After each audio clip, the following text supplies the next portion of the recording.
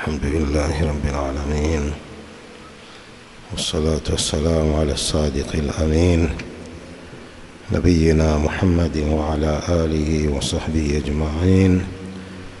أما بعد، leo ni tarehe 3 ya mwezi wa Dhulqaada mwaka 1447 Hijria, sawa na tarehe 20 ya mwezi wa 4 mwaka 2026 miladia. Tunaendelea na sharhu sifati salati nabii sallallahu alayhi wasallam min at-takbir ila at-taslim ka'annaka taraha. Tumefikia katika kuelezea babu adiyatul istiftah, dua za kufungulia sala. Tumesoma wiki iliyopita dua kadhaa zinazoletwa mara tu baada ya takbiratul ihram. Mtume sallam alikuwa akisoma dua zinaitwa dua za kufungulia sala. Moja katika dua hizo Mtume anasema alikuwa akiomba, Allahumma ba'id baini wa baina khataayaya kama ba'adta baina al-mashriqi wal-maghrib, Allahumma naqqini min khataayaya kama yunaqqa ath-thawbu al-abyadu min ad-danas, Allahumma ighsilni min khataayaya bilma'i wathalji walbarad. Hii ni moja katika dua hizo zinazoitwa dua za kufungulia sala. Sasa tumefika almas'ala الرابعة.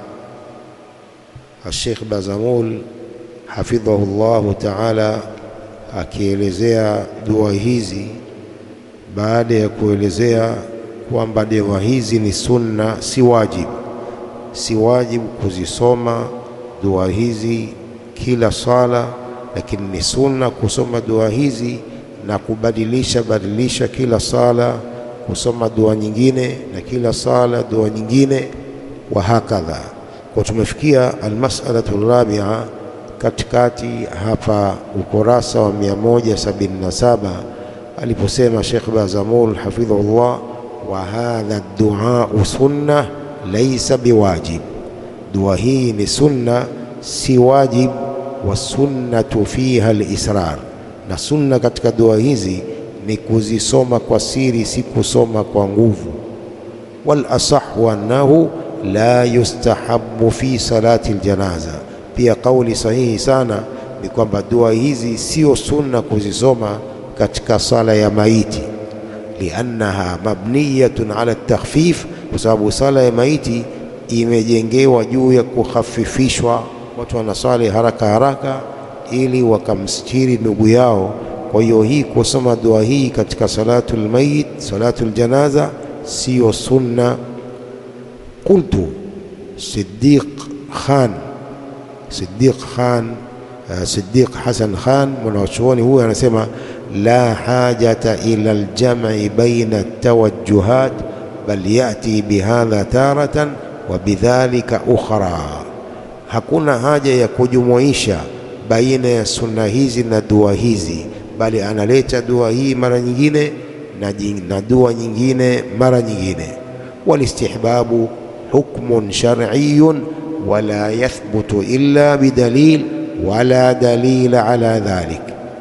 Anasema hukumu hii ya sunna ni hukumu ya kisheria na haithubutu hukumu hiyo isipokuwa kwa dalili, na hakuna dalili ya hili alilolisema Sheikh Siddiq Hasan Khan rahimahullahu ta'ala. Wal aula ikhtiyaru al-asahhi minha wallahu a'lam, aula zaidi ni kuchagua ile iliyosihi katika dua hizi, wallahu a'lam. Almas'alatu al-khamisa, hii ni darasa ya leo, mas'ala ya 5 yaliyo katika mlango huu, adiyatul istiftah. Qala Sheikh Bazamul hafidhahullah, kaifa yusamma hadha ad-du'a bidu'a al-istiftah. Vipi dua hii inaitwa dua ya kufungulia sala? Wa minhu siyaghun laysa fiha talabun wa minhu siyaghun laysa fihi talabun. Asema vipi dua hii itaitwa dua ya kufungulia sala wakati ndani yake kuna matamshi ya dua nyingine hazina kumwomba Allah kadha wa kadha, mambo anayotaka mtu. Dua nyingine zina kuomba, dua nyingine hazina kuomba. Sasa vipi itaitwa ni dua ya kufungulia sala na kumbe hakuna kuomba katika dua hiyo? Qala ad'iyatul istiftah minhu au minha ma fiha mas'alatun wa talabun lillahi subhanahu wa ta'ala wa minha siyaghun takhlu 'anil mas'alati wat talab.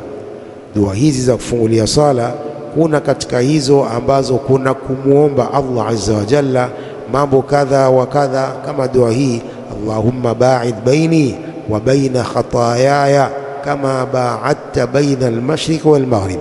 Mola wangu niwekee mbali baina ya madhambi yangu na baina yangu, yaweke mbali madhambi na mimi uyaweke mbali kama ulivyoweka mbali mbingu na ardhi.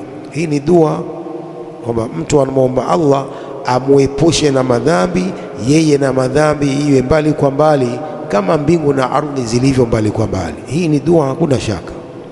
Lakini anasema wa minhu siyaghun takhlu 'anil mas'alati wat talab, na katika dua hizo kuna matamshi ambayo yanaepukana na kuomba na kutaka lolote, si kumwomba Allah kitu chochote, lakini pia inaitwa dua ya kufungulia sala.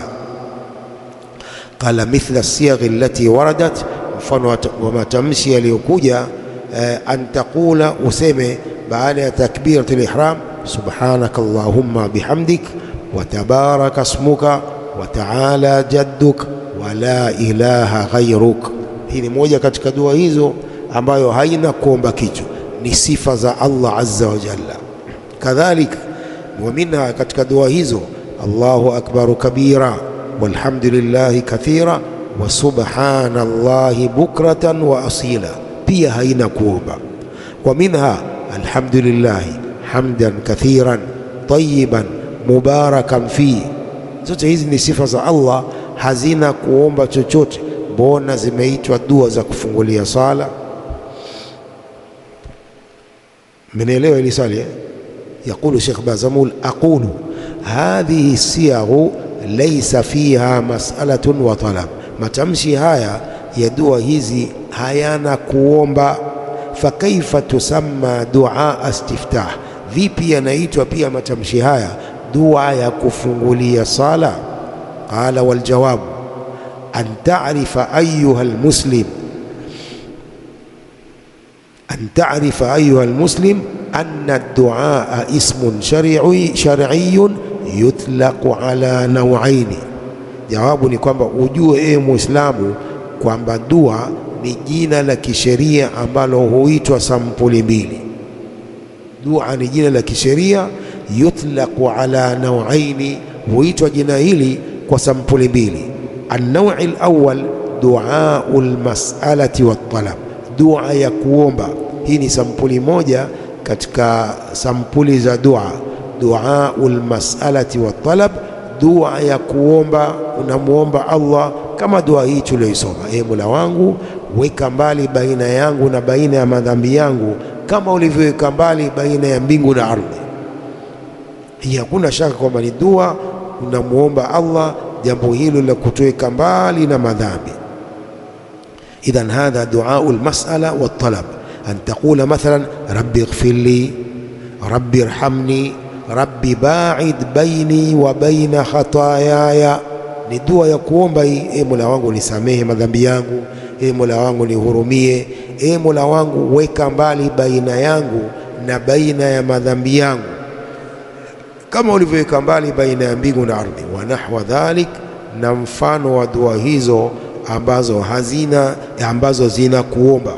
Hiyo ni sampuli ya kwanza ya dua. An-naw'u thani du'au ta'dhimin lillah wa tamjidin wa tanzih, dua ya kumuadhimisha Allah, dua ya kumtukuza Allah, dua ya kumtakasa Allah. Hii pia inaitwa dua ya kumuadhimisha Allah, dua ya kumtukuza na kumsifu Allah, dua ya kumtakasa Allah na kila upungufu. Mathalan, da'watu Yunus alayhi salatu wassalam, dua ya Nabii Yunus pale alipomezwa na samaki, alisema dua pale, da'watu Yunus sallallahu alayhi wasallam, dhinnun la ilaha illa anta subhanak inni kuntu minadh-dhalimin. Sasa hii pia inaitwa dua. Nabii Yunus alipomezwa na samaki akasoma dua hii, la ilaha illa anta, hakuna mola mwenye kuabudiwa kwa haki isipokuwa wewe, subhanaka, kutakasika kwako na kila upungufu, inni kuntu minadh-dhalimin, mimi nilikuwa katika wenye kudhulumu. Hakuna kutaka kitu hapa, hakuna kuomba kitu, lakini inaitwa dua. Hii pia ni dua, dua ya kumsifu Allah, dua ya kumtukuza Allah, la ilaha illa anta subhanak inni kuntu minadh-dhalimin. Kadhalika, wa afdalu duai yaumu Arafa au duau yaumi Arafa, bora ya dua ni dua ya siku ya Arafa, ile tarehe 9 ya Dhulhijja. Mahujaji wa katika uwanja ule wa Arafat ni bora kwao kuomba dua hii, la ilaha illa Allah wahdahu la sharika lah, la ilaha illa Allah wahdahu la sharika lah, lahul mulku wa lahul hamdu yuhyi wa yumit wa huwa ala kulli shay'in qadir.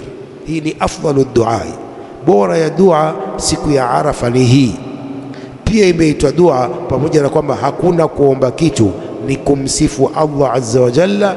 Hii inaitwa duau athanai wa ta'dhimin lillah wa tamjidin wa tanzih. عن جابر بن عبد الله رضي الله عنهما يقول سمعت رسول الله صلى الله عليه وسلم يقول أفضل الذكر لا إله إلا الله وأفضل الدعاء الحمد لله. bora ya dhikri, bora ya kumtaja Allah ni kusema la ilaha illa Allah, na bora ya dua alhamdulillah ni kusema alhamdulillah. Sasa hii pia imeitwa dua pamoja na kwamba ni kumsifu Allah azza wa jalla. Hii ni sampuli ya pili ya dua. Akhrajahu at-Tirmidhi fi kitab ad-da'awat babu ma jaa anna da'wata al-muslimi mustajaba. Al-Imamu at-Tirmidhi ameweka mlango huo katika jamii yake, babu ma jaa anna da'wata al-muslimi mustajaba. Mlango huu ni kwa hadithi iliyokuja kwamba dua ya muislamu inakubaliwa, taban kwa masharti yake, kwa masharti yake mengi ya dua. Hadithu raqmu 83 بعد 303,000.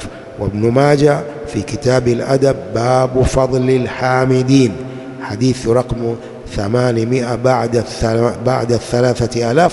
قال أبو عيسى هذا حديث حسن غريب لا نعرفه إلا من حديث موسى بن إبراهيم، وقد روى علي بن المديني وغير واحد عن موسى بن إبراهيم هذا الحديث. انتهى كلام أبي عيسى الترمذي رحمه الله. والحديث حسنه الألباني في صحيح الجامع، صحيح الترمذي وابن ماجه. فهذه الدعوة لا إله إلا الله الحمد لله ليس فيها مسألة ولا طلب.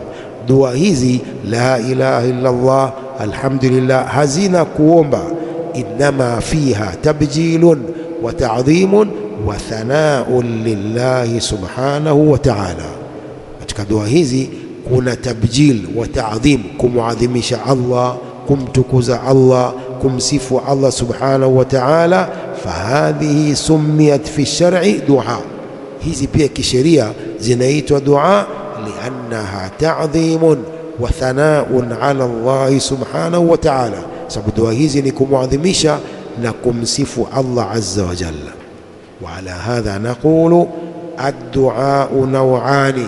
Kwa hiyo tunasema dua iko sampuli mbili, duau mas'alatin wa talab, dua ya kuomba kama hiyo rabbi ighfirli warhamni, wa duau tamjidin wa ta'dhim, na dua ya kumtukuza na kumsifu Allah azza wa jalla kama hiyo la ilaha illa Allah alhamdulillah.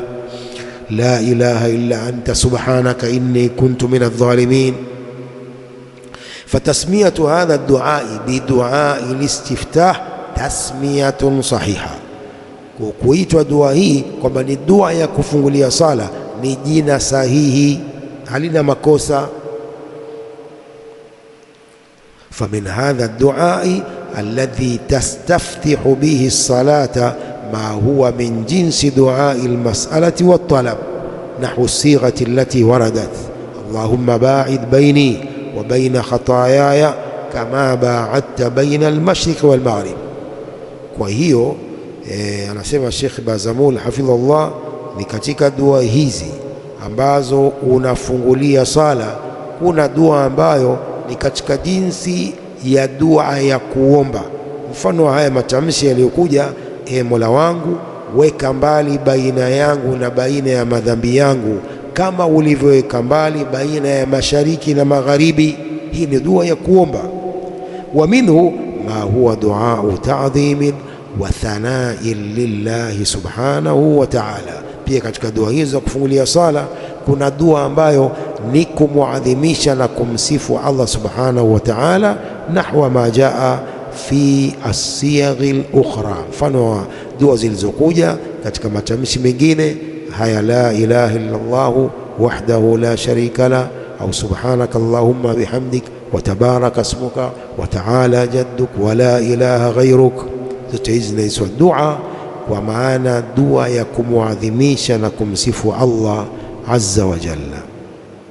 Wallati ashartu ila ba'dha qabla qalil, dua ambazo niliziashiria baadhi yake kabla ya muda mchache, mithla alhamdulillahi hamdan kathiran tayyiban mubarakan fihi, pia wa subhanaka allahumma bihamdik wa tabaraka ismuka wa ta'ala jadduk wa la ilaha ghayruk, wa mithlu qawlihi Allahu akbar kabira walhamdulillahi kathira wa subhanallahi bukratan wa asila, wa mithl Allahumma lakal hamdu anta qayyimus samawati wal ardi wa man fihinna wa lakal hamdu anta malikus samawati wal ardi wa man fihinna wa lakal hamdu ila akhiri hadha ad-du'a.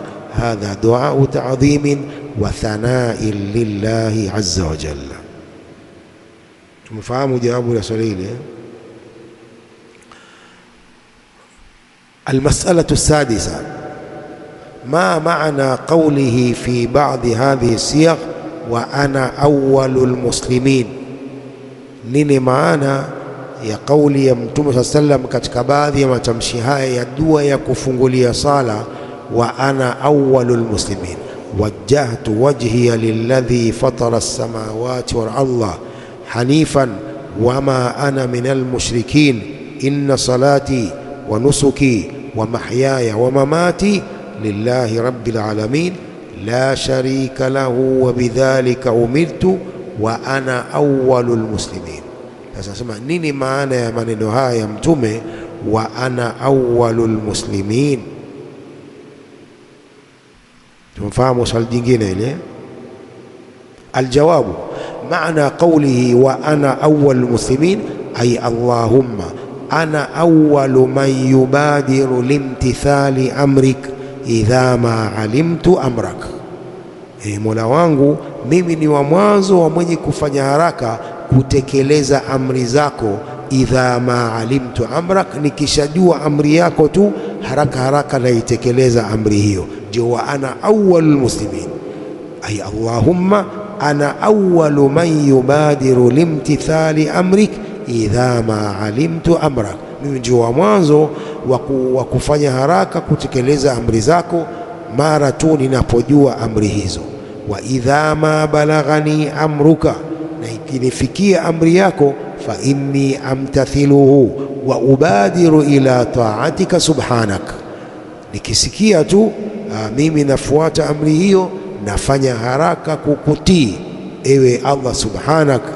والرواية التي فيها من أول المسلمين وأنا من أول المسلمين. رجح المصنف أنها من تصرفات بعض الرواة، لكن صحيح وأنا أول المسلمين سيو من أول المسلمين.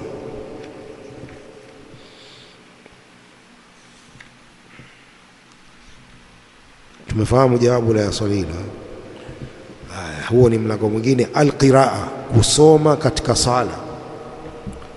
Qala Sheikh Al-Albani rahimahullah, thumma kana sallallahu alayhi wasallam yasta'idhu billahi ta'ala, kisha alikuwa Mtume sallam akitaka hifadha kwa Allah subhanahu wa ta'ala, fayaqulu, anasema a'udhu billahi minash shaitani rrajim min hamzihi wa nafthihi wa nafathihi. A'udhu billahi minash shaitani rrajim min hamzihi wa nafthihi wa nafathihi, sigha moja katika matamshi ya isti'adha. Wa kana ahyanan yazidu fihi, na alikuwa mara nyingine akizidisha katika isti'adha hiyo na kusema a'udhu billahi as-sami'il alim minash shaitani rrajim, thumma yaqra'u bismillahir rahmanir rahim wala yajharu biha, wala haisemi kwa nguvu hiyo a'udhu billahi minash shaitani rrajim wala bismillahir rahmanir rahim, hazisemi kwa sauti kubwa.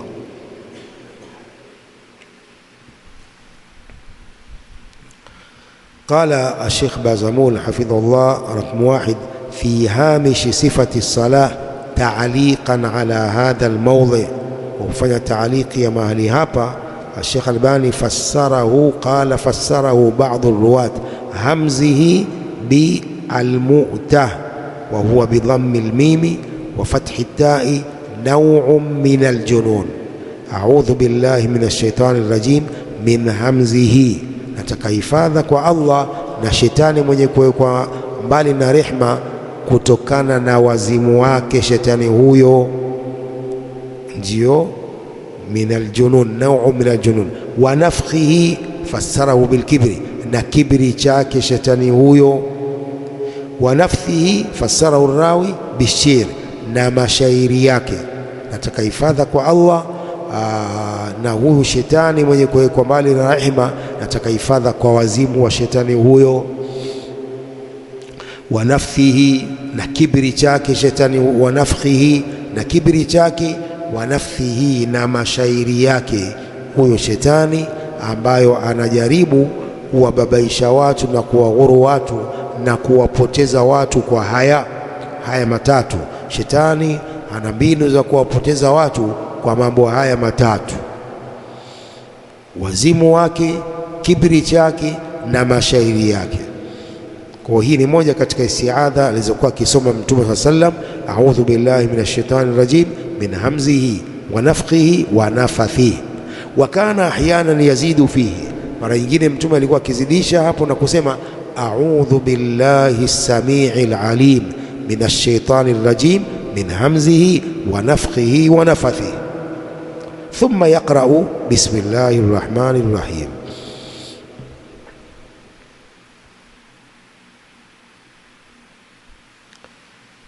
يقول شيخ بازمول ولا شيخ الباني ولا يجهر بها، حسمي kwa nguvu hii basmala Mtume sallam. يقول شيخ بازمول حفظه الله هذا الفصل تضمن عدة مسائل، mlango huu nao umekusanya masala mengi. Almas'alatu alula min alwajib ala almuslim idha ma arada qira'at alquran an yabda bilisti'adha, ni katika jambo la wajibu, katika jambo la lazima kwa Muislamu, akitaka kusoma Qur'ani aanze isti'adha, kusema hii a'udhu billahi minash shaitani rrajim.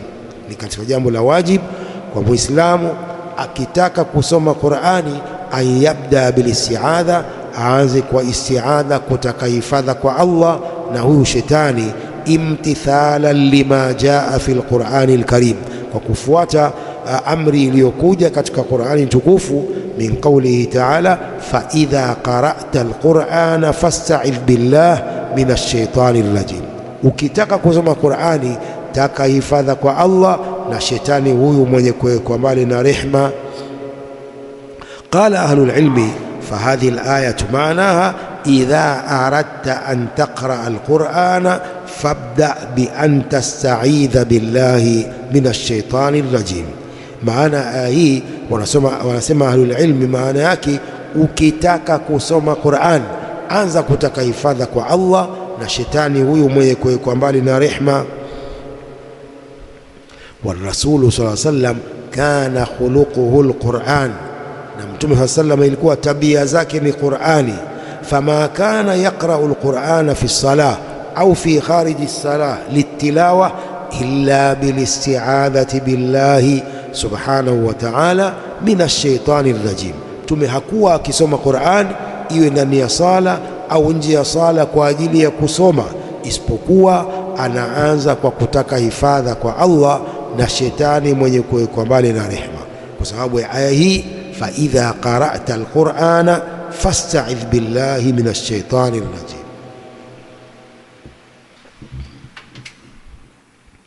Almas'alatu athaniya, ma hiya sighatu listi'adha. Masala ya pili, ya kwanza tumemaliza hiyo kwamba ukitaka kusoma Qur'ani ni wajibu ufanye isti'adha na kusema a'udhu billahi minash shaitani rajim min hamzihi wa nafthihi wa nafathihi au a'udhu billahi minash shaitani rajim. قال المسألة الثانية ما هي صيغة الاستعاذة, ni yapi matamshi hayo ya kutaka hifadha kwa Allah na shetani. قال الثابت min sighi الاستعاذة التالي, yaliyothubutu katika matamshi ya isti'adha ni haya yafuatayo. As-sighatu al-ula waradat fi al-Qur'ani al-azim, matamshi ya mwanzo yamekuja katika Qur'ani tukufu, a'udhu billahi minash shaitani rajim. Kwa aya hii, fa idha qara'ta al-Qur'ana fasta'idh billahi minash shaitani rajim. Kwa hapa ni kwamba useme a'udhu billahi minash shaitani rajim, halafu uanze qiraa kama fi al-ayati as-sabiqa. As-sighatu ath-thaniya, matamshi ya pili, waradat kadhalika fi al-Qur'ani al-azim, pia yamekuja katika Qur'ani tukufu fi qawlihi ta'ala, wa imma yanzaghannaka minash shaitani nazgh fasta'idh billah innahu huwas samiul alim. Ikikupata wewe pepesi yoyote ya shetani, taka hifadha kwa Allah na shetani huyo, kwani Allah ni mwenye kusikia na ni mjuzi. Qala wa hadhihi lam tarid fi alqiraa lakin umumuha yashmaluha, hii haijakuja katika qiraa kusoma, lakini kuenea kwake kuna kusanya hilo. Kwa hii pia ni sigha jingine, a'udhu billahi samii'il alim minash shaitani rajim, jo innahu huwa samiul alim, a'udhu billahi samii'il alim minash shaitani rajim. Qala wallahu a'lam. Wasighatu thalitha waradat fi sunna, sigha la tatu, matamshi ya tatu ya isti'adha yamekuja katika hadithi. Wa dhakaraha al-musannifu rahimahullah, a'udhu billahi minash shaitani rajim min hamzihi wa nafthihi wa nafathihi, ndio hii imekuja katika sunna, a'udhu billahi minash shaitani rajim min hamzihi wa nafthihi wa nafathihi. As-sighatu ar-rabi'a waradat kadhalika fi sunna, matamshi ya tatu pia yamekuja katika hadithi. Wa dhakaraha al-musannifu rahimahullah, a'udhu billahi as-sami'il alim minash shaitani rajim min hamzihi wa nafthihi wa nafathihi. Hii ni nne, a'udhu billahi as-sami'il alim minash shaitani rajim min hamzihi wa nafthihi wa nafathihi. Idhan arba'u sigha, matamshi manne yamekuja kwa hii isti'adha. Lolote unalolisema ni sahihi. Almas'alatu athalitha, alisti'adhatu tuqalu sirran wala tuqalu jahra, hii kutaka hifadha kwa Allah na shetani kunasemwa kwa siri, hakusemwi kwa nguvu ukainua sauti. Lam yathbut ani rasuli sallallahu alaihi wasallam wala ani sahaba wala ani tabi'in aljahru bilisti'adhati fi salah, haikuthubutu kutokana na Mtume sallallahu alaihi wasallam wala kutokana na masahaba wala kutokana na tabi'in waliowafuatia masahaba kuisema kwa nguvu hiyo isti'adha katika sala. Wakadha fi alqira'ati kharija as-salah, vile vile katika kusoma nje ya sala. Fa innaka tasta'idhu fi nafsik wala tajhar bil isti'adha, wewe pia katika kisomo cha nje ya sala unataka hifadha na shetani kwa nafsi yako, usisome kwa nguvu isti'adha hiyo, a'udhu billahi minash shaitani rajim, pia usisome kwa nguvu, hususan msikitini. hususan msikitini. Watu wengine wanasali, wengine nao wanasoma Qur'ani. Usisome kwa nguvu ndani ya msikiti, usome kwa siri pia. Almas'alatu ar-rabi'a, hal yajuzu biqira'ati bismillahir rahmanir rahim, hal yajuzu hal yajharu biqira'ati bismillahir rahmanir rahim, je, mtu anasema kwa nguvu akisoma bismillahir rahmanir rahim, je, anaisoma kwa nguvu hii? Yaqulu Sheikh Bazamul, aqulu ikhtalafa ahlul ilmi fil jahri bil basmalati bis salah, maulama wametofautiana katika kuisoma kwa nguvu hii bismillahir rahmanir rahim katika sala. Faminhum man qala yajharu biha, kuna katika maulama waliosema mtu anayesema kwa nguvu pia katika sala. Wa huwa qaulu Shafi'iyya, hii pia ni qaul ya wale wafuasi wa Imamu Shafi'i. Wa minhum man qala la yajharu biha, pia kuna katika maulama wanasema hapana, hata isema kwa nguvu hii bismillahir rahmanir rahim katika sala. Wa huwa qaulu al-jumhur, na hii ndiyo kauli ya maulama wengi. قال ابن قيم الجوزية رحمه الله في كتابه زاد المعاد المجلد الأول صفحة 97 بعد 100 الشاملة: وكان صلى الله عليه وآله وسلم يجهر ببسم الله الرحمن الرحيم تارة ويخفيها أكثر مما يجهر بها. أسمع ابن القيم رحمه الله katika Zadi al-Maad, alikuwa Mtume sallam akiisoma kwa nguvu mara nyingine hii bismillahir rahmanir rahim, na mara nyingine akiisoma kwa siri. Wa yukhfiha akthar, na anaisoma kwa siri zaidi ya kuliko alivyokuwa akisoma kwa nguvu. Yani kusoma kwa nguvu ni mara moja moja, lakini kuisoma kwa siri ndiyo sana. Mtume sallam wa yukhfiha akthara mimma yajharu biha, alikuwa kuisoma kwa siri basmala zaidi ya vile alivyokuwa akiisoma kwa dhahir. Wala raiba annahu lam yakun yajharu biha daiman fi kulli yawmin wa layla 5 marratin abadan hadaran wa safara, hakuna shaka kwamba Mtume sallam hakuwa akiisoma kwa nguvu basmala daiman, kila siku na usiku mara 5, abadan hadaran wa safara, yuko mjini yuko safarini, hakufanya hivyo ya kuisoma kwa nguvu daiman. Sala 5 zote hakufanya hivyo, au sala za jaharia zote hakufanya hivyo. Halafu wayakhfa dhalika ala khulafai rashidin, kama angefanya hivyo halafu likajificha hilo kwa makhalifa waongofu, lisingejificha, wangejua makhalifa hawa wanne wangejua kwamba Mtume alikuwa akisoma kwa nguvu bismillahir rahmanir rahim katika salatul maghrib, salatul isha, salatul jumaa, salatul idain. Lakini la, hakufanya hivyo, bali mara nyingi alikuwa akisoma kwa siri kuliko kuisoma kwa nguvu bismillahir rahmanir rahim. Tumefahamu hii? ويخفى ذلك على خلفاء الراشدين وعلى جمهور أصحابه وأهل بلده في الآثار الفاضلة. هذا من أمحل المحال. Sheikh Bazamul, hii ni katika jambo muhali sana. Haiwezekani kwamba Mtume alikuwa akisoma kwa nguvu halafu masahaba wasijue hivyo. Hili jambo haliwezekani, ni katika amhalil muhal. Hatta yahtaja ila tathabuti au tashabbuthi fihi bialfadhi mujmala wa haditha wahia, mpaka ikahitajia kushikamana na matamshi ya jumla na hadithi dhaifu sana. Hakuna shaka mara nyingine imamu anaweza akaisoma kwa nguvu mara nyingine, lakini sio kila siku kusoma kwa nguvu kama masufi wanavyofanya. Masufi wanafanya hivyo, na ukisoma kwa nguvu ujue kwamba hutakuwa na uimamu tena. Ukisoma kwa nguvu hata kama ni swala moja, kwa nini umesoma kwa siri? Kwa nini umesoma kwa siri bismillah? Unaotolewa katika uimamu. Sasa hii ya kwamba Mtume alikuwa akifanya sana, au hawana hiyo.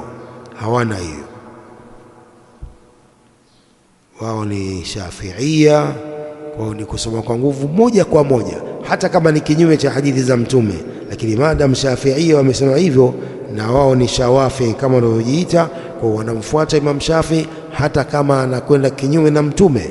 Sasa hiyo sasa wanamzulia Imam Shafi, hajasema hivyo. Imam Shafi mara kwa mara kauli yake hii inairudia, idha sahha alhadithu fahuwa madhhabi. Sasa wafuate maneno ya Imam Shafi.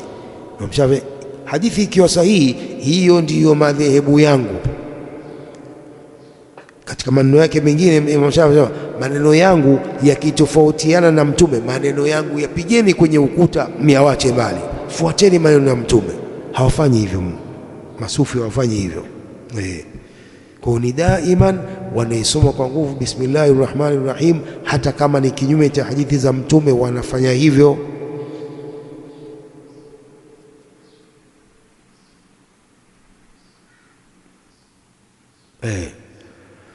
هذا من أمحل المحال حتى يحتاج إلى التشبث فيه بألفاظ وأحاديث واهية، فصحيح تلك الأحاديث غير صريح وصريحها غير صحيح.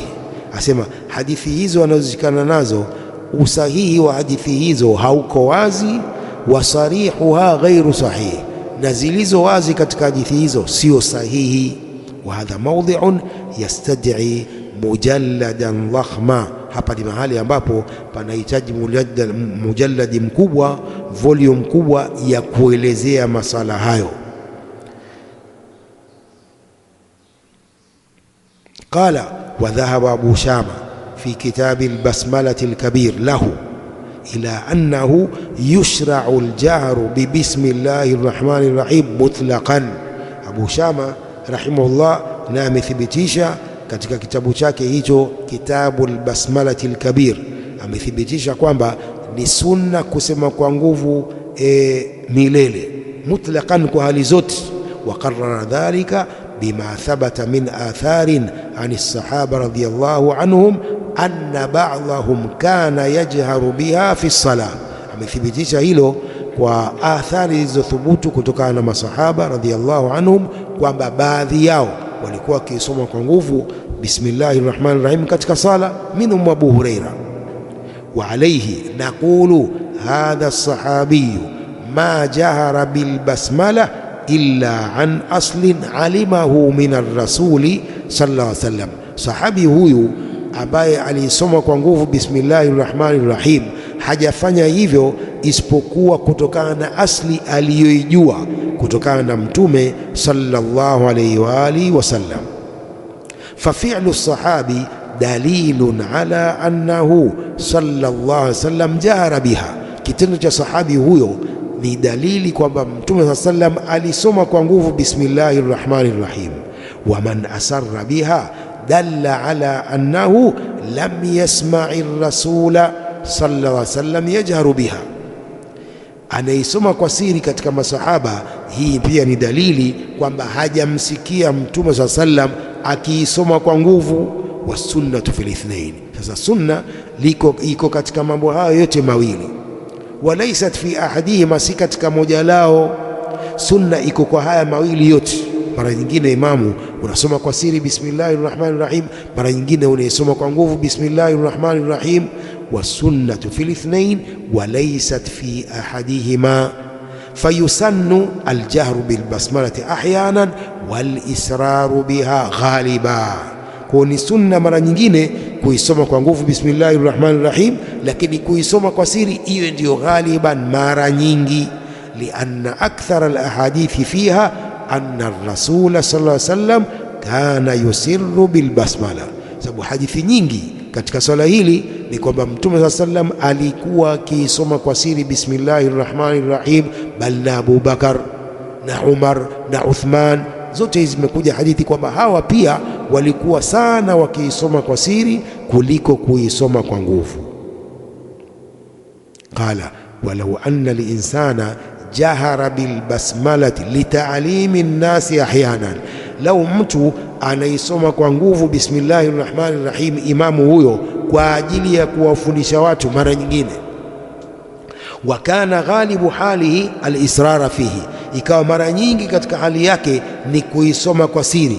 Qad wafaqa bidhalika sunna, huyo amewafiki kwa hilo, amewafiki sunna ya Mtume sallallahu alaihi wasallam aliyefanya hivyo. Kwa mara moja kwa mwezi anaisoma kwa nguvu bismillahir rahmanir rahim. Fadhali, tumeelewa? Kwa hiyo hiyo ndiyo sunna. As-sunna fil ithnain, sunna iko kwa haya mambo yote mawili, kuisoma kwa siri sana na mara nyingine kuisema kwa nguvu. Mara moja moja kuisema kwa nguvu, lakini mara nyingi kuisema kwa siri. Hii bismillahir rahmanir rahim, hivi ndivyo zilivyokuja hadithi sahihi za Mtume sallallahu alayhi wa alihi wasallam. Naktafi bihadha alqadri wallahu a'lam, wa sallallahu wa sallam wa barak ala nabiyyina Muhammadin wa alihi wa sahbihi.